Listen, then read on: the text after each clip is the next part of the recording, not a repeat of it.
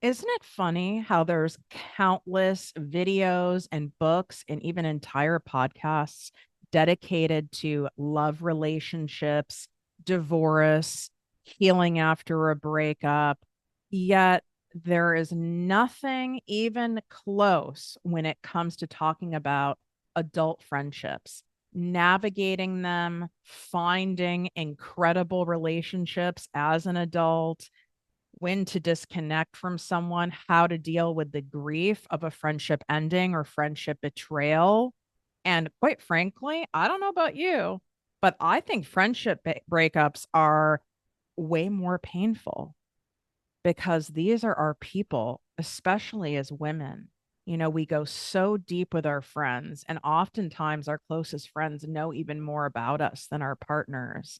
And there's such a safety and such a reliance, and there's even a form of like a predictability.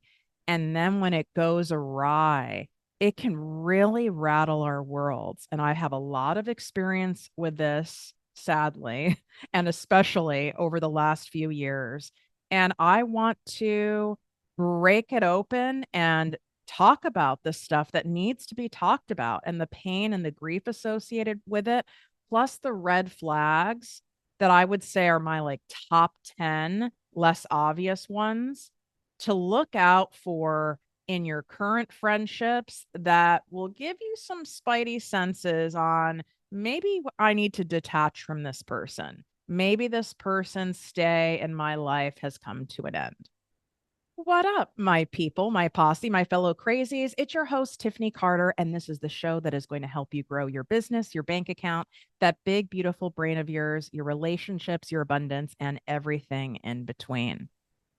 Woo. In doing the research for this episode and reaching out to those of you who are in my audience, especially my Secret Posse Weekly Digest free email community, if you are not in that, it's popping. Okay. These emails come from me, they're written from my heart, and it's exclusive content. And I encourage you replying to them. It's a safe space to get stuff out and be able to feel heard in a very short period of time, taking a minute in your day. And I always send them out exactly when it seems like people need them. You can get on that list by going to projectmewithtiffany.com/secret posse.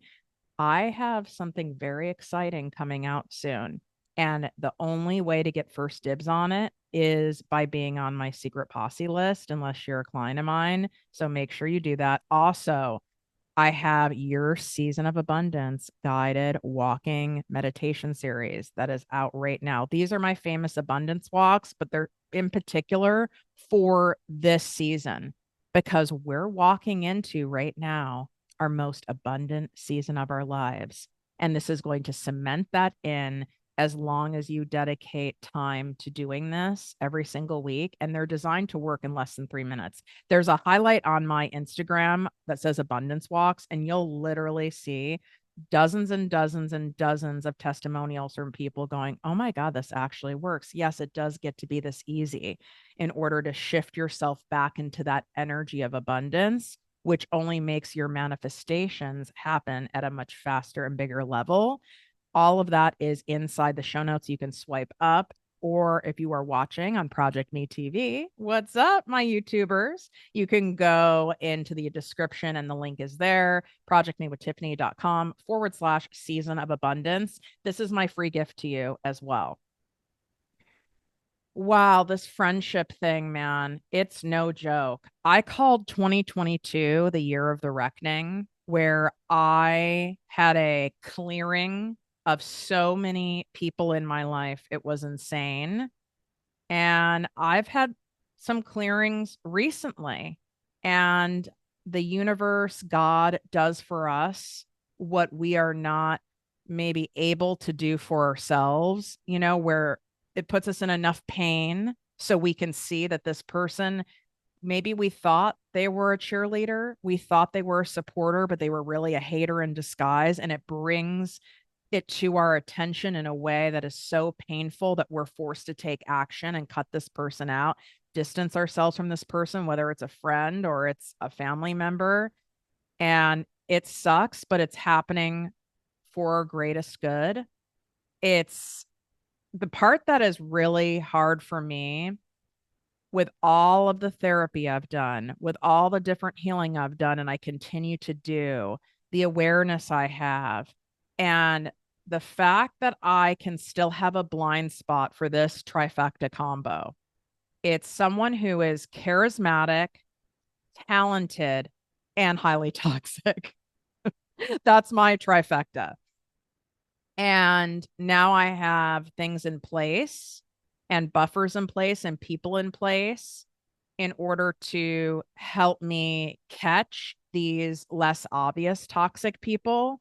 But I can guarantee every single person listening, unless you're someone who's totally shut down and you've keep your circle so small where you've cut everyone out or you isolate as a form of protection, which also really isn't healthy, by the way, but I get it. You have someone in your life, at least one person that you need to distance yourself from. And a lot of the questions that I've got when I put it out there to the community on what they wanted to talk about is, how do you do this?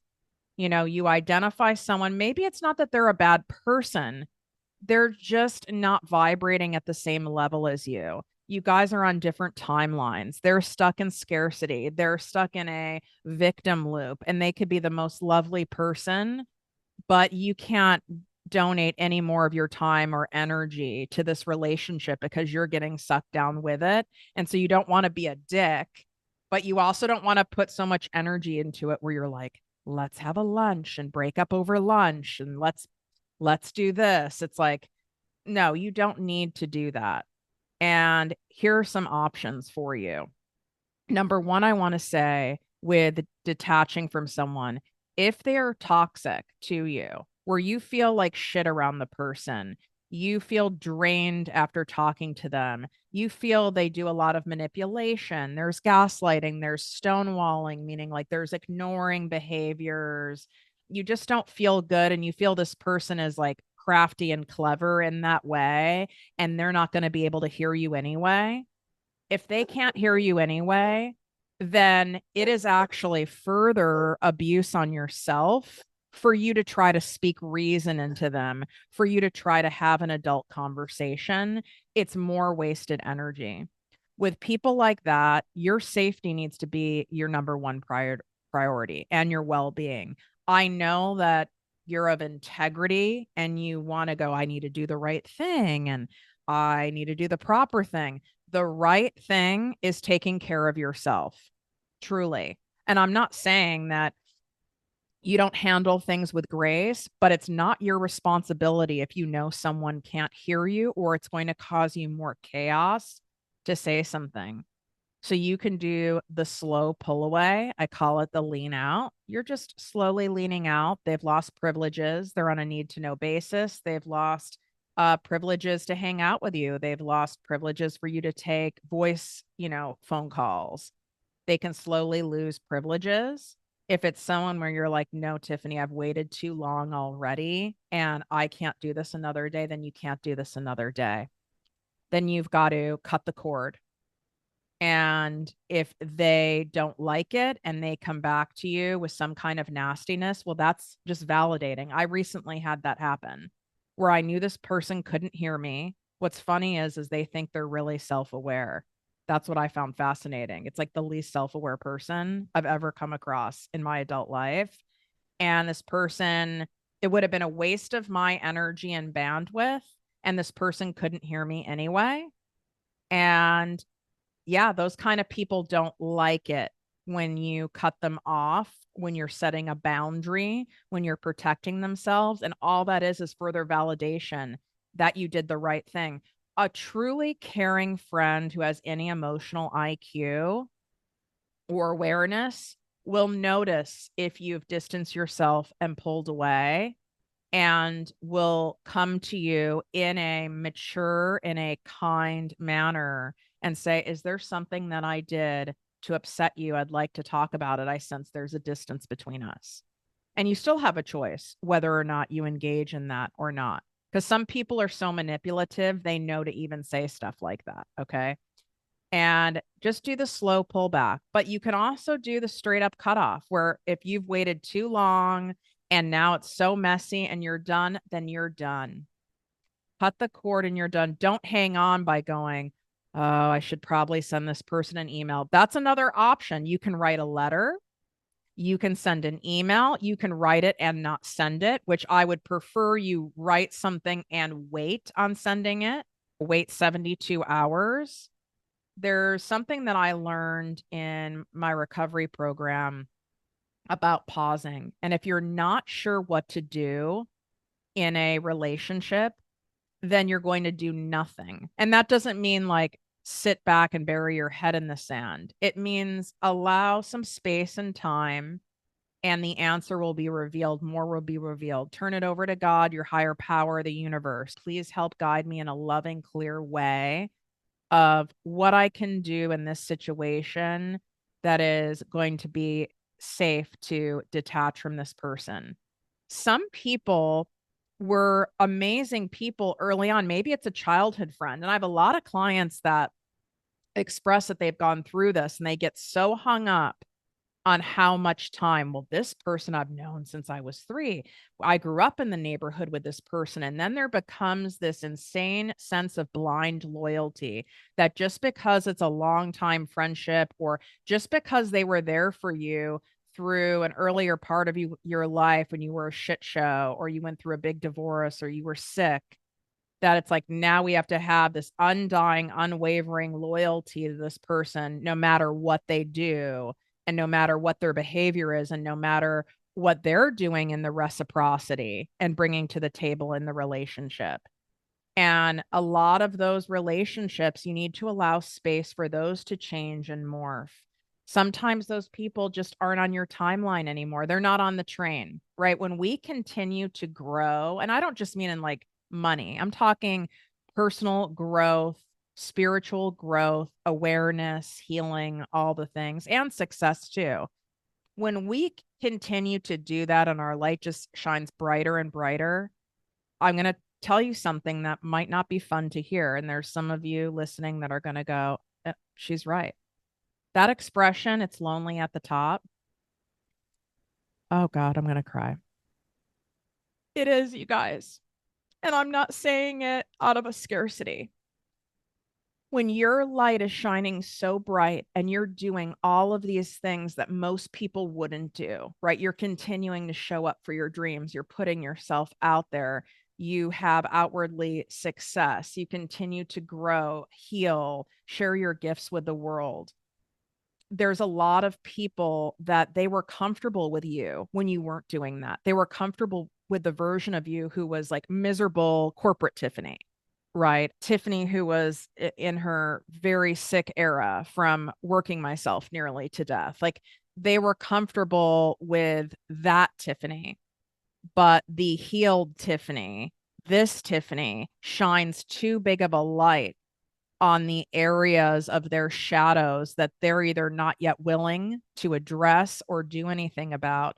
And it makes them resent you. It makes them uncomfortable to be around you. It makes them even like victimy and them thinking, oh, she's better than me now. Oh, she doesn't care now. All she cares about is like money and prestige now. Oh, they forgot about us. Oh, she's changed.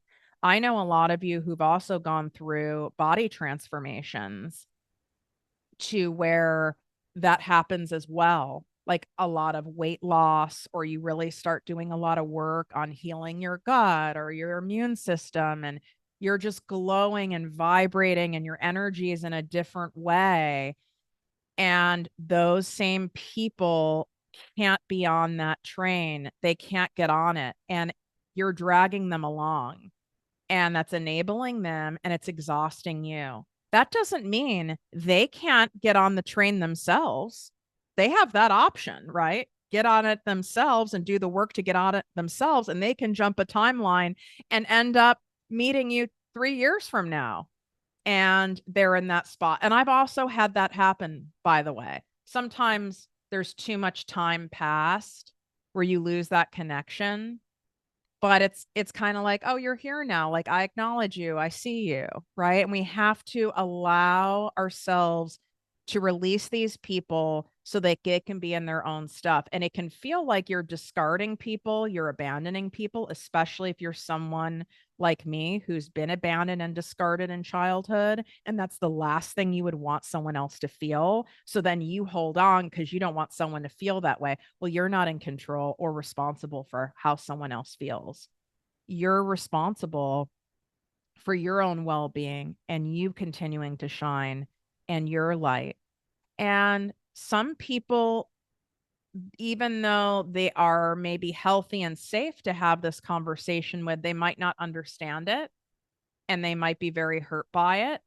And you can determine if what's the best way to communicate that with them. It could be a letter, it could be a face to face conversation, or it could be a slow detachment with someone. And it needs to be what feels good to you, not you so worried about the other person. That's codependency, right? I need to make sure this person knows I'm not abandoning them. I need to make sure that they know, like, I value all the time that we spent together, but I just can't do it anymore. And I don't want them to feel a certain type of way. And I don't want them to hate me. And I don't want them to talk behind my back. And I don't want them to think that I'm better than them. And now I don't care about the people I grew up with or where I came from because now I have money and I have success, or now I'm skinny, or now I'm in a happy marriage, or whatever it may be. That's not on you. That's their journey. And I've got to tell you, with some people, the healthy people, not the people who've remained toxic or the narcissists that I have accumulated along the way, the people who just aren't on that timeline yet, I've never not had one of them be appreciative some point later. It might even be 10 years down the road. I've received letters from people I've broken up with in romantic relationships, people I've distanced myself from, where I find out they've been like listening to my podcast and they come out through Facebook or somewhere else unexpectedly. And you can tell that they've done a lot of work on themselves and they were in a bad spot before, and it's beautiful. And I've been on the other side of that too, where I've had friendships where I was such a mess, especially in my 20s. And I know I was exhausting and draining to people, and I lost friends because of it. So I've been on the other side. Don't think it's just me who disconnects and goes no contact and separates from friendships and relationships. And it really hurts in the moment. But when I look back, those people that had to disconnect from me because I continue to do the work on myself, I completely understand. I get it. And I'm not mad at them. And in fact, it was good that they detached from me because it allowed me to be in even more pain, which then propelled me to do more work on myself. And I want you to hear that because some of you, maybe you haven't been on the other side of it. Now, let's talk about the toxic stuff. People who are obviously toxic, that's that's kind of easy, right? I mean, some of you keep some of them around for a variety of reasons, and that's just insanity. Okay. We can make excuses for people because of maybe they're sick, or maybe they're going through something, or maybe they have ADHD, and we can come up with all sorts of stories to excuse unacceptable behavior. And the bottom line I want to share with that is as long as you have communicated to someone that their behavior is hurtful and unacceptable, and here's what is my boundary and the behavior that is acceptable to me. And if this person continues to do that behavior, this person has to lose privileges and access to you in your life. You can't keep excusing it and keep allowing these people in. And I understand why it's so easy to do that, especially because they probably have other qualities that you delight in. If you are like me, where your friends are your family, I can hold on to people for too long because I don't have a family unit and I don't want to be without my people, or I can fantasize and romanticize the positive qualities of the person and go, okay, well, They make me feel like shit when they do this, and I feel used by this person, and this doesn't feel good. And I've set a boundary and they're not following it. But they also always pick up the phone when I need them. They're also really funny. They also accept me even when I'm at my worst. And that's accepting crumbs. That's accepting, that's basically doing an exchange of, I'll take a lot of pain and discomfort in exchange for scraps.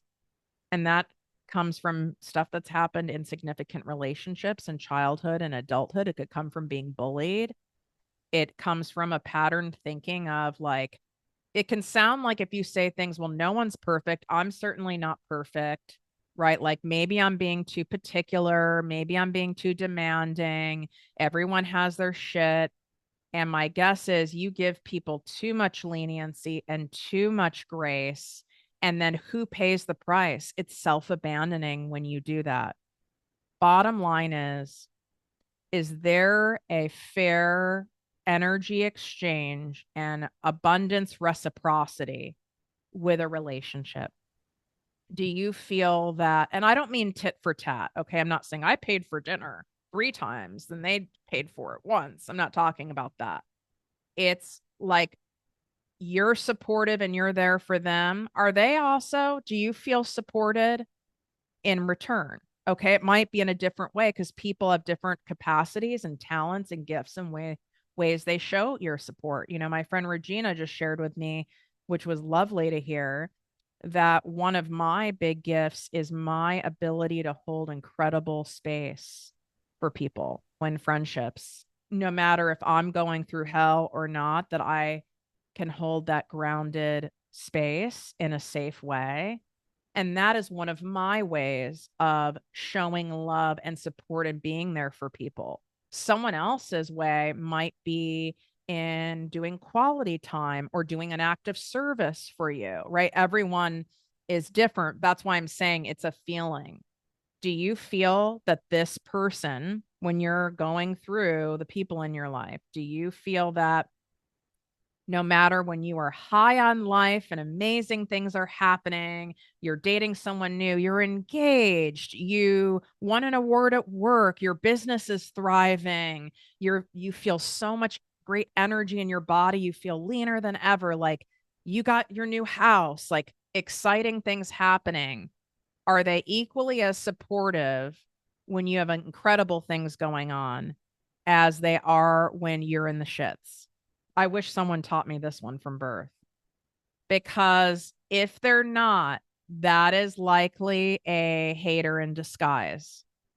And it's one I've missed many times because I put a lot of weight on, well, when I'm in a bad way, this person's like showed up for me. They pick up the phone, they're there.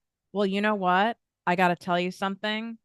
I'm staring at all these different neighbors here at my beach house, who some of them I don't even remember their first names. If I knocked on any of their doors right now and said, I'm not doing well, I need help with this, they would all help me without a doubt. A lot of people will come help you when you're in need like that, right?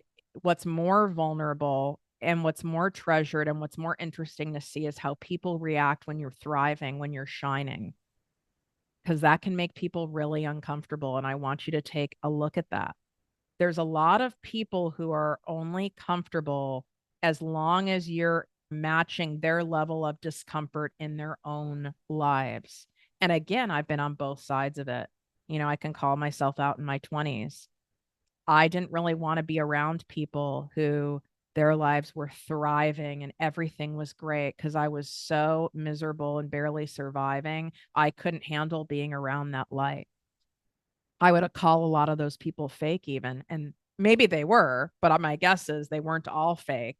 I just didn't believe that that was even possible to feel that way because I was on a completely different timeline. I remember when I got engaged for my third time. And, I don't, ugh, I don't, have family to share that with. So my first call, my photo of the ring was to my best friend at the time. And her response was, well, that was quick. Well, first of all, it was a year. So that's not quick. and there was no celebration. And then it all became about that I'm going to abandon her because she's single and da da da. All but there was no celebration. And that was the end of that friendship. And this was a very long friendship who I made a lot of excuses for this person because she is diagnosed as bipolar, but she also chooses to not get regular therapy, and she also chooses to not take the medication that's prescribed to her, and that's on her. But I made a lot of allowances and excuses for her behavior because of having a mental health disorder. And I paid the price for it. And that's why I'm giving you some examples. Some other ones that I didn't notice, red flags, were people resenting certain talents you have, like me showing up online and me really doing all this inner child work and embracing being silly and having fun and incorporating that in my life and sharing it on the podcast and sharing it in my content. I didn't used to be this way. I didn't even have a favorite color for most of my life. This is as a result of doing a shit ton of inner child healing. Okay. And I had someone in my life who I thought was literally like family to me, and they'd make a lot of digs. Oh, you're doing content again? Don't you ever get tired of doing that stuff? Why do you have to show so much online? I got comments like making fun of some of my outfits, like outfits like sparkles and like me wearing a wig and like and here I'm delighting in it. And kind of like those cut downs, okay? This is not a friend. But then I would make excuses because on the other hand, this person seemed to show up for me and also repeatedly tell me they're my biggest supporter over and over again, but their actions were incongruent. So it goes back to the old adage of the words and actions need to match of people, but not in just a short period of time, especially when you're looking at like newer friendships. You need to take a look at over a period of time. Does this person's actions and their words, do they match? A lot of people are good with the mouth, as my grandma said to me. They're amazing at giving affirmation. They might even do actions like they're there for you. They pick up the phone, but when you really look over time, I've noticed, like, are you giving them a lot of client referrals? Are you shouting them out online? When was the last time they gave you a client? When was the last time they wrote a review for something that you've done? When was the last time they shouted you out? And that's why when I say it's lonely at the top, I am very big on women supporting women. Okay. And I delight in people who also have talents. I do love referring clients to other clients, clients to people I know, to friends of mine, because it's for the greater good. I know this person's good at what they do. This other person has a need. There's a trust built, bobbity, bobbity, boo. And I sitting back now more than ever going, not that I do it out of where's my referrals in return. That's not true giving. I do it out of the energy of abundance, but you do need to take note and you do need to take an inventory. I don't mean like a calculated balance sheet, but you do need to take an inventory or you'll end up depleted and fucked and resentful and feel used and unappreciated, which I know some of you listening feel. And I know how that feels, especially when you're a giver. And recently, I've really felt this way with several people. And I went, when I really pull back, I've given this person hundreds of thousands of dollars in business. I don't remember the last time they even acknowledged like an appreciation or a delight in that. I'm not saying the person's a bad person. Sometimes people's inability to receive and them not feeling worthy of receiving, they're not even aware of it. And it makes them not even say thank you for the things that you've done or even outwardly express their delight in having stuff done for them because they're so uncomfortable with receiving. And those are people that you need to stop giving to. And I don't mean a halt, a punishment, but you need to pull back in how much you're giving because they can't receive it. And if you're giving to someone, you're pouring in love, time, energy, attention, money, your intellectual property, your advice, your skills into someone that can't receive it, the person who ends up feeling like shit will be you. That's such a wasted energy. And a lot of people aren't aware that they're maxed on their ability to receive because of their own worthiness. It's so subconscious.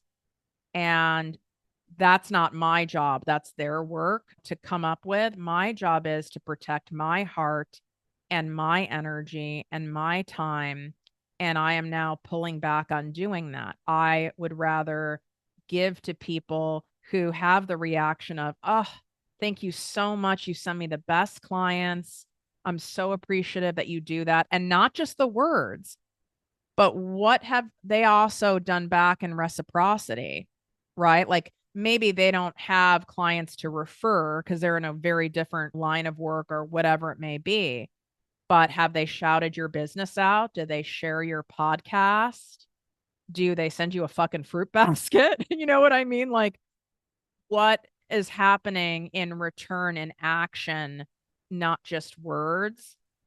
And if it feels like it's even and it feels good to you, then you'll know that. But if it doesn't, then you need to stop giving to that person and you don't need to say a damn word about it.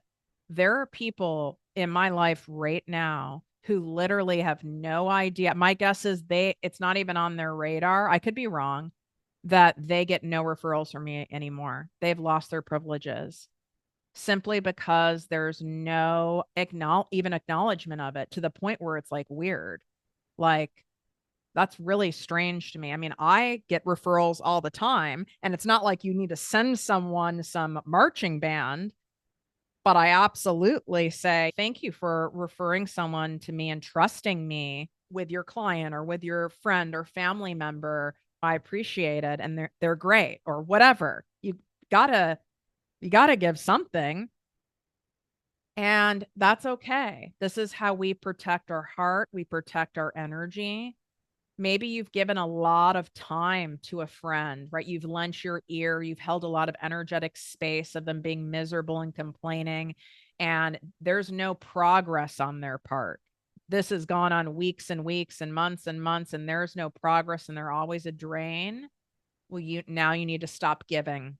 Okay. Giving doesn't always mean money or clients, right? You need to stop giving. There's some people that it's a big vase and the bottom is open. There's never enough. You can never give them enough. It's never enough. These are the takers in the world. They have a God-shaped hole going on. They have their own deep wounds that need healing. And you could give and give and give and give and give to the point where you are left like a stump, like the childhood book, The Giving Tree. If you know that book, it's truly the book of codependency. And you're left as a stump, and they can still tell other people that you are selfish, you're so wealthy, you don't give enough. You know who says this about me? My fucking mother, to everybody who listens, and many people believe her. She's off in Los Angeles. She's discarded her mother and abandoned her mother. She's the worst daughter in the world. Meanwhile, this woman pimped me out and sex trafficked me from 11 to 21 years old. And that would have continued hadn't I had I guess, an awakening of sorts. It's unbelievable. And the other thing I want you to hear, and there's so much that can be talked about, and if you want another episode on adult friendships and navigating them, please take a screenshot of this episode, share it on your social media, and tag me at Project Me with Tiffany. I'm at Project Me with Tiffany on Facebook, Instagram, TikTok, on Project Me TV on YouTube. You can DM me on Instagram or reply to any of my emails from my Secret Posse Weekly Digest list, which you can get on that list by swiping up. It's in the show notes, and get my Season of Abundance guided walking meditation series there as well. And let me know what topics you'd like covered. You can share a scenario anonymously and ask for advice. I've genuinely been through pretty much everything when it comes to friendships on both sides. And I have a lot of wisdom to share. And the grieving around it is real, especially when you feel like someone's solid, like you thought they were solid, and then they do something so unexpected. Oh my God, it's crushing. There's almost nothing more crushing to me, truly, that makes me feel so unsupported and disrespected to where it blows me away. And again, it might not even be personal. This person could be going through their own shit, and it wasn't like it was intentional and deliberate. But the bottom line is the behavior is still unacceptable and it still hurts. And it's a matter of when you're ready to have the conversation with the person, and if they can have a mature, loving conversation with a real apology and ownership on it, we like this, right? This is healthy. But if you bring something to someone's attention in a healthy, respectful manner from the I perspective, right? And someone gaslights you, gets defensive, gets nasty, flips out, this is a no for me. This person is immediately done, immediately removed. Huge, huge red flag, glaring red flag. People are going to let you down. People are going to let you down that you hire. People are going to let you down that you fuck. People are going to let you down that you've known for a month, that you've known for 3 years, that you've known for 30 years, because we're human beings. And then we have these expectations and people go through shit.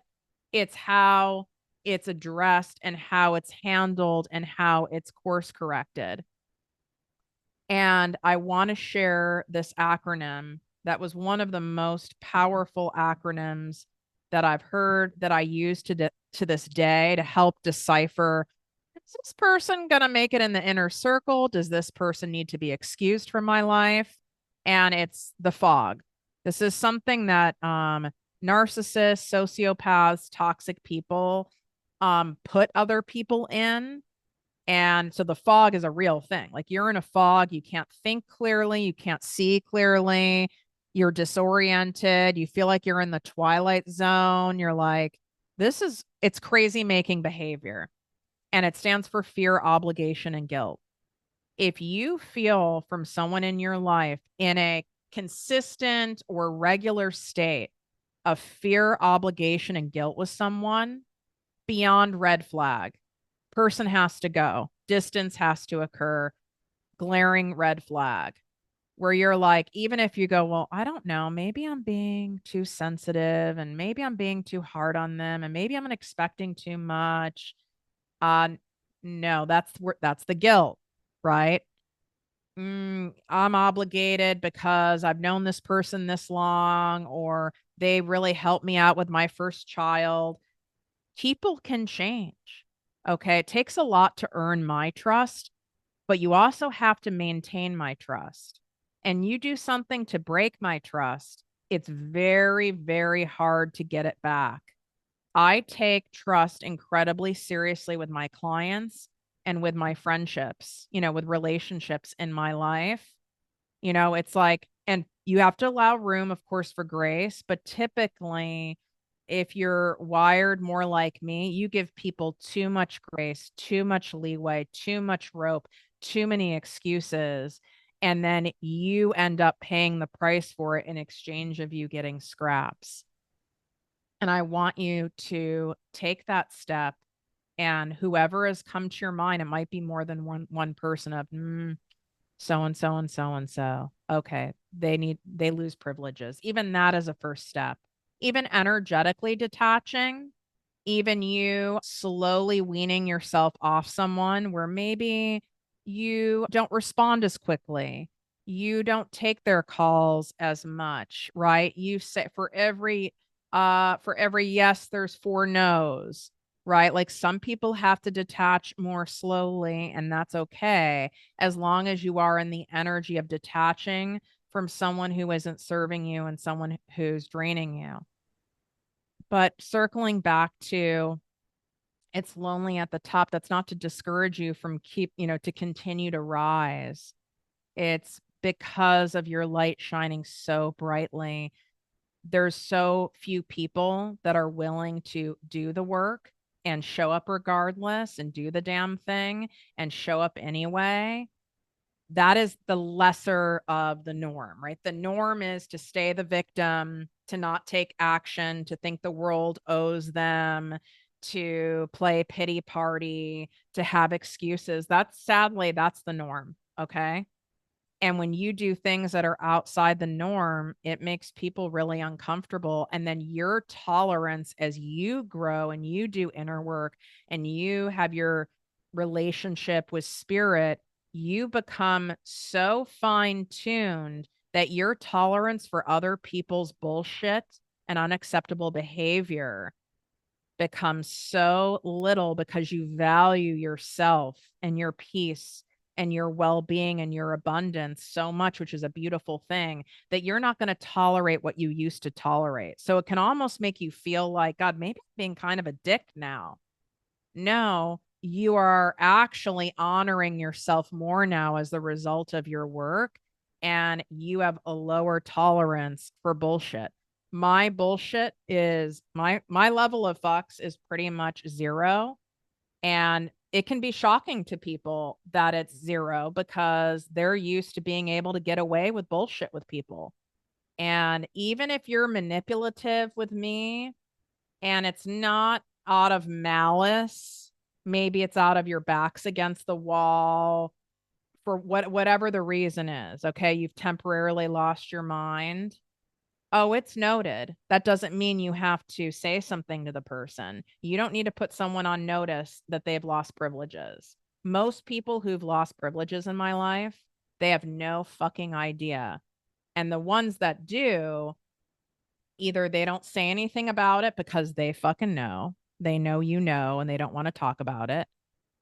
And then there are people who have talked to me about it because my absence and that space of abundance that they were getting from me, now it's so loud and it's so painful for them that it gave them time to self-reflect and say, did I do something to upset you? I've noticed our relationship has shifted. And the conversation comes from a sincere place, I will have a conversation with someone like that. And sometimes the relationship can be restored and be even better than ever. And sometimes it can't, because it's very hard to repair when you have broken a core trust with someone. I just want to normalize that this is a very real thing, and the grief is painful, and sitting in that dirty diaper until the universe brings you that new and healthier friend in, it can feel so fucking lonely. But each and every time I've let someone go in my life, I've always had someone else come in who's the higher level, more genuine, new and improved, incredible friend that replaces the toxicity, that replaces the dead weight that I had to release. It's just that the universe is waiting for us to release the people. It's not going to bring those new expansive people in when we're still holding on to the shit, because you don't have space for these people. So you have to be willing to let go of this stuff and even sit in the in between, which I have a great episode on that, right? It's that called like the messy middle of manifesting from a few weeks ago. And it does feel really messy. But if you're not willing to sit in that, you're not going to be able to call in and have the space to even call in to receive those abundant relationships that I know that you want. Wishing you great health, wealth, and worth as always. Love you. If you want to show your appreciation for me in the episode, writing a 5-star written review on Apple Podcasts seriously means the world to me. I read each and every one of them. If you're not sure how to do that, it literally takes you seconds to Google, how do I leave a written Apple Podcast review? If you're a Spotify listener, tap the 5 stars, take a screenshot, share this on social media. Tag me at ProjectME with Tiffany on TikTok, Facebook, Instagram. on Project Me TV on YouTube. Leave a comment, subscribe, take a video, screenshot the show, share it. I so appreciate it. And remember, you can always DM me with questions on friendship stuff, advice on any podcast topics that you'd love for me to cover. And I make sure that they're all put in a list because this show is here to serve you. And I can only serve you at my best as long as you share with me what is it that you want guidance on and help with and what would delight you.